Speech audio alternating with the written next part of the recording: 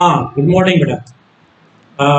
आज अपन second lecture जो वहाँ अपना फर्स्ट लेक्चर में अपने बेसिक चीज़ों के बारे में पढ़ा कि भाई आपने बीएससी में आने का कोर्स को ऑप्ट करने का निर्णय करा। और निर्णय करने के बाद में मैंने आपको बताया कि जो अपने बीएससी के अंदर कितने 9 पेपर होंगे और उनमें क्या क्या कंटेंट होगा। और मैं आपको बीएससी पार्ट फर्स्ट का जो सेकंड पेपर है उसके बारे में बताऊँगा। मैंने बुक्स के बारे में भी आपको बताया कि 2 पब्लिशर की ज़्यादा किताबें चलती हैं, एक तो हिमांशु पब्लिकेशन की है और दूसरी कॉलेज बुक हाउस की।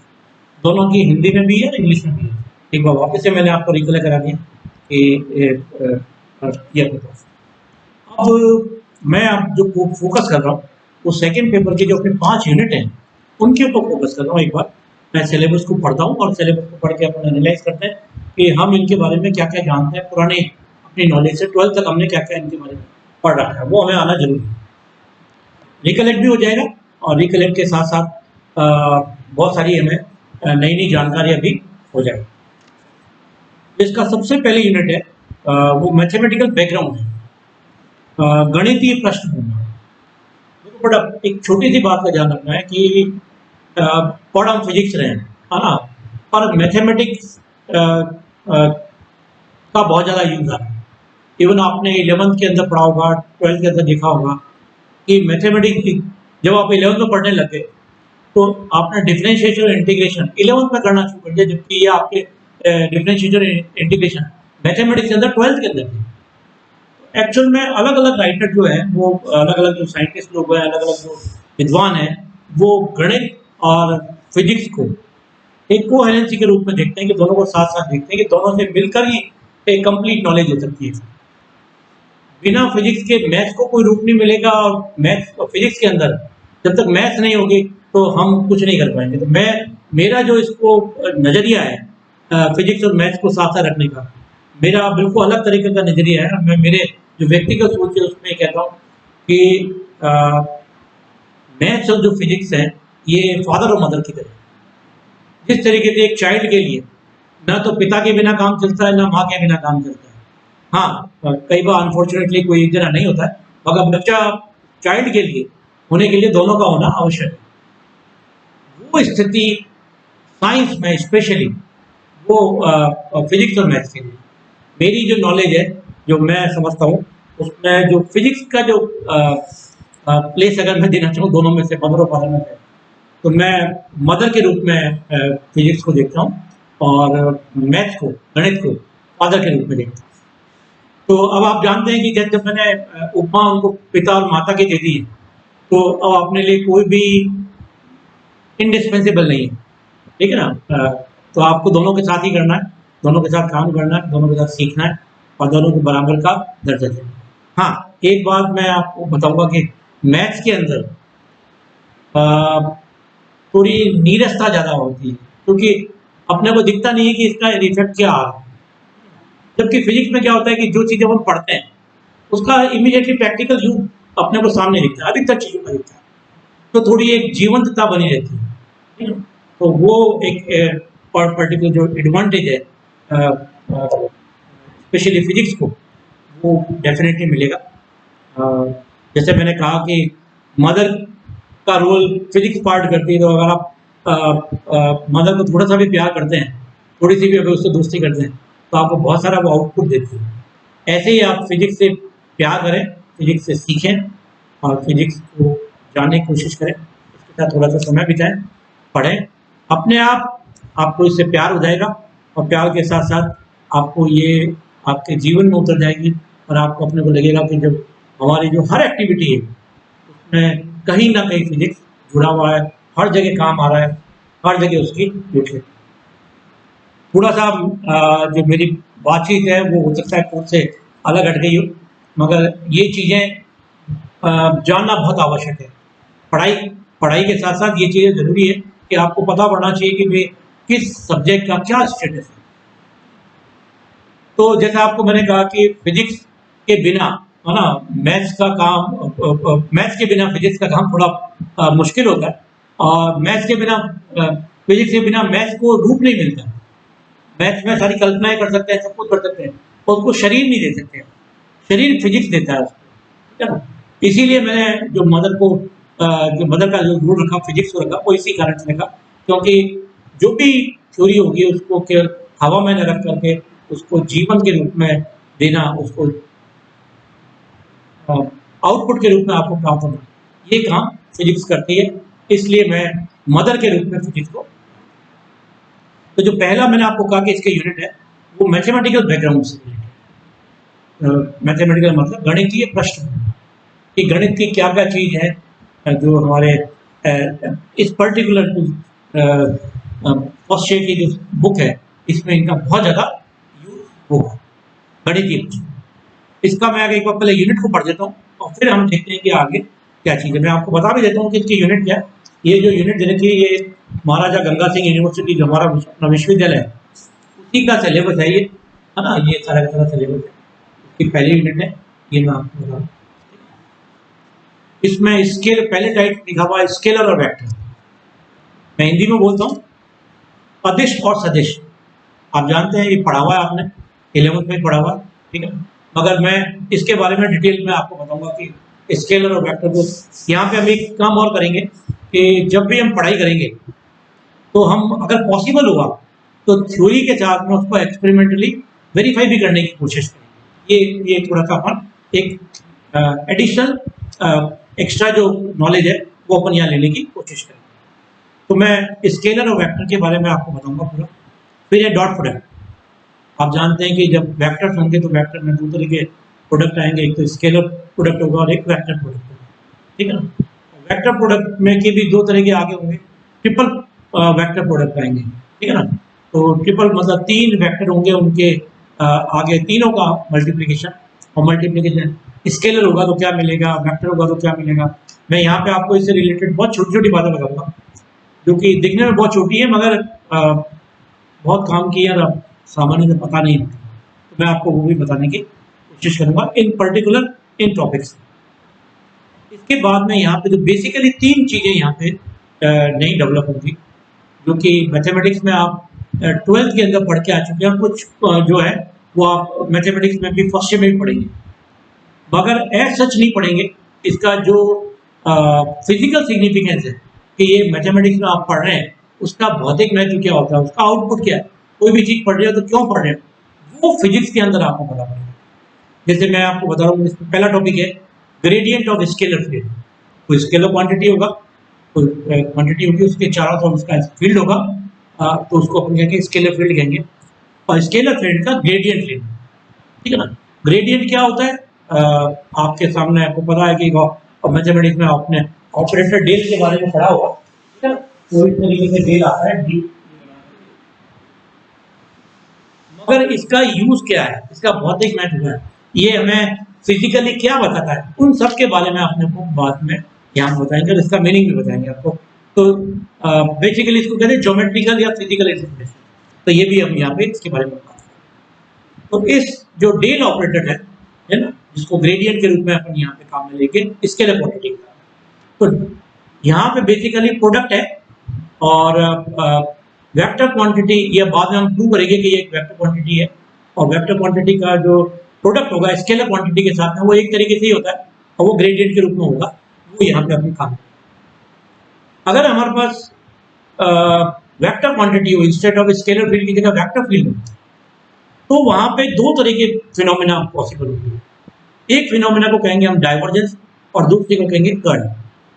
डाइवर्जेंस तो डॉट प्रोडक्ट और जो कर्ल होगा वो वेक्टर प्रोडक्ट। तो हम दोनों के बारे में यहाँ पे डिटेल में पढ़ेंगे। आपने मैथमेटिक्स में डाइवर्जेंस पढ़ा है, कर्ल पढ़ा है, तो आप केवल ये पढ़ते हो कि भाई इस वेक्टर का डाइवर्जेंस ले लो, इस वेक्टर का कर्ल ले लो, पर लेके करें क्या इसका ये नहीं पता होता है। बस हमने कर्ल ले लिया, डाइवर्जेंस ले लिया, ग्रेडियंट ले लिया, ये तो सब काम कर लेंगे, मगर इनका जिंदगी में जीवन में कहाँ उपयोग करें, कैसे करें, इनसे क्या पता करें, हमें कहीं काम में लेना हो तो कैसे काम में, ये मैथमेटिक्स में सामान्यता नहीं बताया जाता। ये हम आपको फिजिक्स में बताएंगे कि उन चीज़ों से आप कैसे आगे लेकर काम कर सकते। तो ये बेसिकली जो यहाँ पर होगा ग्रेडियंट, डाइवर्जेंस और कर्ल, ये 3 चीज़ें बेसिकली यहाँ पर काम करेंगे। फिर उसके बाद में कुछ थ्योरम्स आएंगे उस थ्योरम से पहले उनको डेवलप करने के लिए पहले कुछ हमें बेस बनाना पड़ेगा। तो बेस बनाने के लिए हम वहाँ पे लाइन इंटीग्रल लेंगे, सरफेस इंटीग्रल लेंगे, वॉल्यूम इंटीग्रल लेंगे। ये सब क्या होते हैं ये मैं आपको डिटेल के अंदर सारी चीज़ें एक एक चीज़ को बताऊंगा, है ना। वैसे ही सब चीज़ें आपके 12th में आई भी हैं, मगर जो 12th में जो पढ़ने का जो तरीका होता है वो इस तरीके से नहीं होता है जैसा आप कॉलेज में हैं। तो आपको मैं तीनों के बारे में यहाँ पर बताऊंगा, लाइन, सरफेस और वॉल्यूम इंटीग्रल। और फिर हम एक छोटा सा एक कंसेप्ट काम में लेंगे कि फ्लक्स क्या होता है। कोई भी वेक्टर फील्ड होता है उसका फ्लक्स क्या होता है। तो आपने इलेक्ट्रिक फ्लक्स का नाम सुना हुआ है, मैग्नेटिक फ्लक्स का नाम सुना हुआ है, ग्रेविटेशनल फ्लक्स का नाम सुना हुआ है, मगर ये होता क्या है? बस हमें फॉर्मूले पता होते हैं कि भाई ए डॉट डी एस कर लो, बी डॉट डी एस कर लो, या ग्रेविटेशन का जो ई जी डॉट डी एस कर लो, ये कर लो। तो अगर क्या करो उससे क्या मिलता है क्या नहीं मिलता है, ये कभी भी सामान्यतः बताया नहीं जाता है, बहुत कम बताया जाता है। कुछ टीचर हैं जो बताते हैं, तो बहुत अच्छी बात है, आपको आता है तो बहुत अच्छी बात है, और नहीं आता है तो अपन यहाँ कर लेंगे, कोई दिक्कत की बात नहीं। जो मिसिंग है अपन उसको बिल्कुल आपको परवाह नहीं करनी है, अपने को बिल्कुल आगे बढ़ के अपन उसमें काम करें। फिर मैं कुछ यहाँ पे 2-3 थ्योरम्स अपने पास इंपॉर्टेंट हैं, वो हम काम में लेंगे। एक तो है गॉस थ्योरम है, एक ग्रीन थ्योरम है, एक स्टोक थ्योरम है। ये बेसिकली हम यहाँ पर, तो जो हमारा सिलेबस है वो पूरा मैथमेटिकल बैकग्राउंड के ऊपर है, और मैथमेटिकल बैकग्राउंड का जो पहली यूनिट है वो बहुत बहुत काम की है। मैंने बताया कि इसमें ऐसी चीज़ें होंगी, ऐसी टॉपिक्स होंगे जो कि मैथमेटिक्स से रिलेटेड है, मगर मैथमेटिक्स में आपने नहीं पढ़ी। आप कहते हैं डेल है, डेल होता है I D upon D X, या del upon del X plus J del upon del Y plus K del upon del Z, ये होता है। मैं कहता हूँ ये कहाँ से आया, तो अपने को नहीं पता। अपन तो कहते हैं बस ये होता है, ये बताया कि भाई डेल का मतलब ये होता है, और डेल का स्केलर के साथ में ये ले लो तो ग्रेडियंट आ जाता है, और डॉट प्रोडक्ट ले लो वेक्टर के साथ में तो डाइवर्जेंस आ जाता है, और डेल का वेक्टर के साथ में कर्ल, वेक्टर प्रोडक्ट ले लो वेक्टर क्वांटिटी के साथ में तो हमें कर्ल मिल जाता है।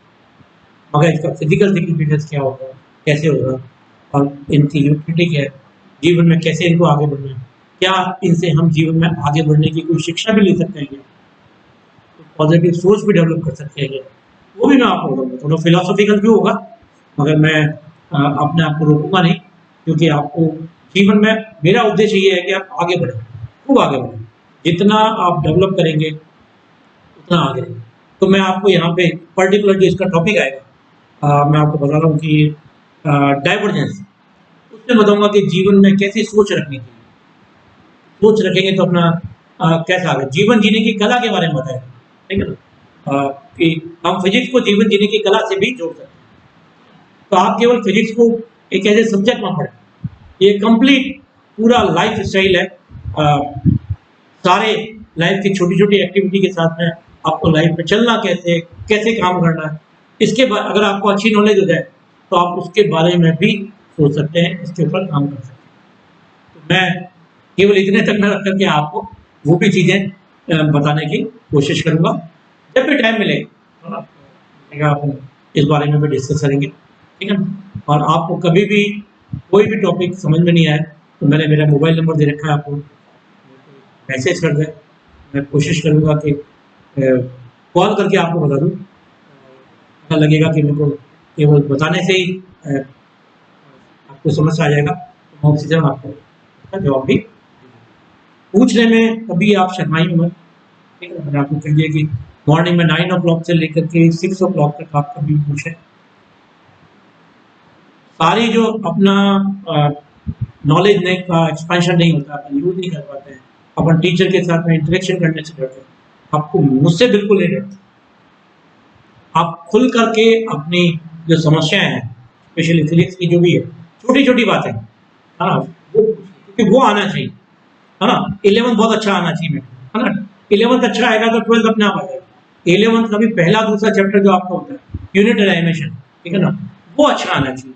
वो अच्छा आया तो आप आगे बहुत सारी चीज़ें, मतलब यूनिट डायमेंशन तो इतनी स्ट्रॉन्ग चीज़ है कि जो रिसर्चर होते हैं, जो नए नए फॉर्मूला डिस्कवर करते हैं, वो उनको ये पहला वाला जो टॉपिक है यूनिट और डायमेंशन है वो सबसे अच्छा और उसका हमेशा यूज़ करना आना चाहिए।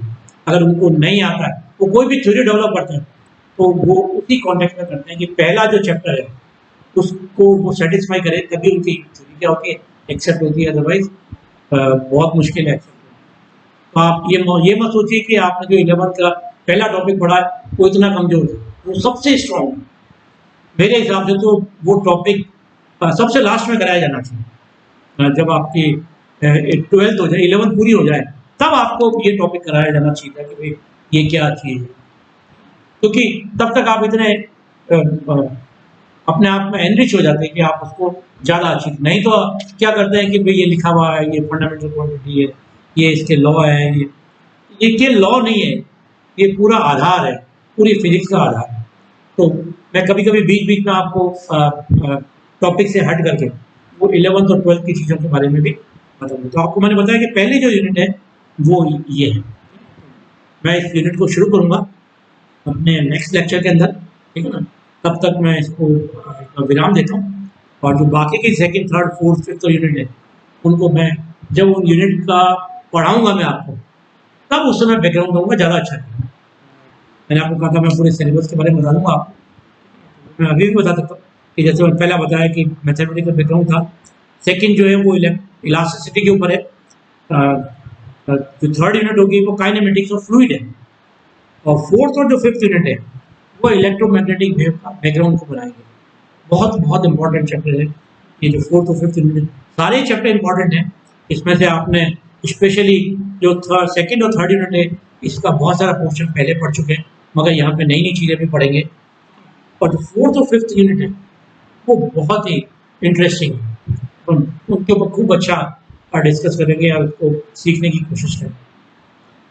तो अभी आज के लिए इतना ही, इतना जब हम पढ़ते हैं थोड़ा थोड़ा, और जो नेक्स्ट लेक्चर होगा उसमें हम इसके जो पहली यूनिट मैथमेटिक्स उसको रियल में हम डिस्कस करना शुरू करेंगे। तब तक के लिए बहुत बहुत धन्यवाद। पढ़ते रहिए, खुश रहिए, किताबें जरूर लीजिए, और एक किताब से नहीं, दो दो किताब, लाइब्रेरी में बहुत सारी किताब पढ़िए। ऊपर पुलिस की लाइब्रेरी बहुत रिच है, आप लाइब्रेरी में जाइए, पढ़िए। पढ़ने के लिए कोई मना नहीं करेगा आपको, ये मान के चलिए। रेफरेंस सेक्शन भी है, खूब अच्छी अच्छी किताब, खूब एंजॉय करिए। Thank you very much.